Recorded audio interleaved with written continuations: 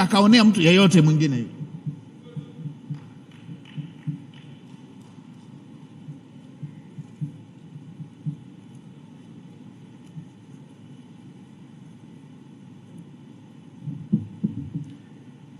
Hii dharau ya hali ya mtu inaonekana.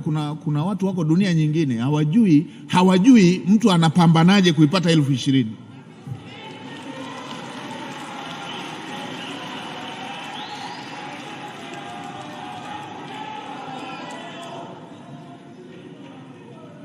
Mheshimiwa Waziri,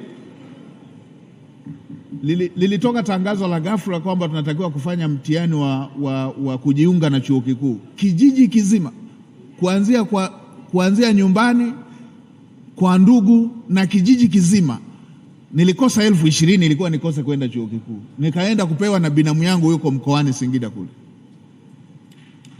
Alafu watu wana kwa sababu yeye ana chenchi na analipwa kila mwisho wa mwezi, hata kama hajafanya kazi, anadhani kutafuta fedha na anadhani jambo rahisi tu.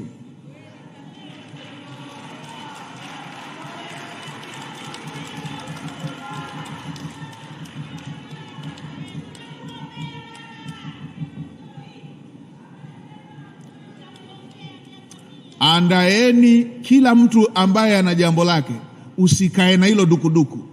Lifanye tulijue tu, tumjue na huyo anayefanya uonevu. Usikae nalo. Fanya tulijue na tumjue na huyo anayefanya hivi.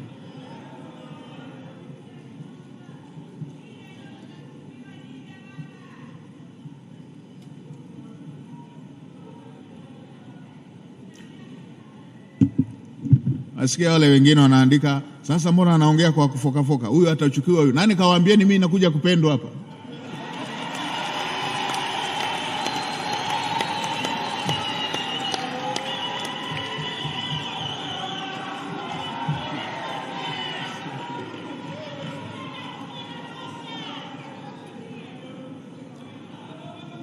Lazima na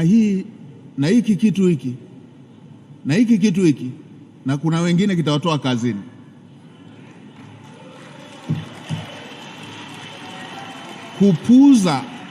Kupuuza shida za watu, kwamba mwananchi ameshaifikisha shida ndani ya ofisi ya serikali alafu inapuuzwa hiyo shida. Sasa hivi tunatoa muda wa maelekezo, lakini tutafika muda yeyote anayefikishiwa shida na anaipuza atakuwa ameungana na wale wanyang'anyi.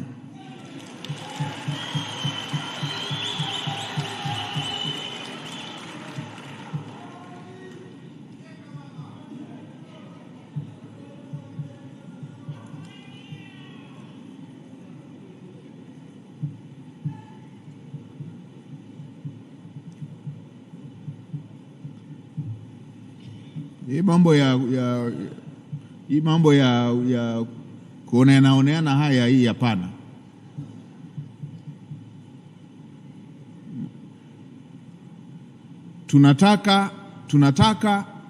Tunataka kero ikifika ofisi ya serikali ipatiwe ufumbuzi.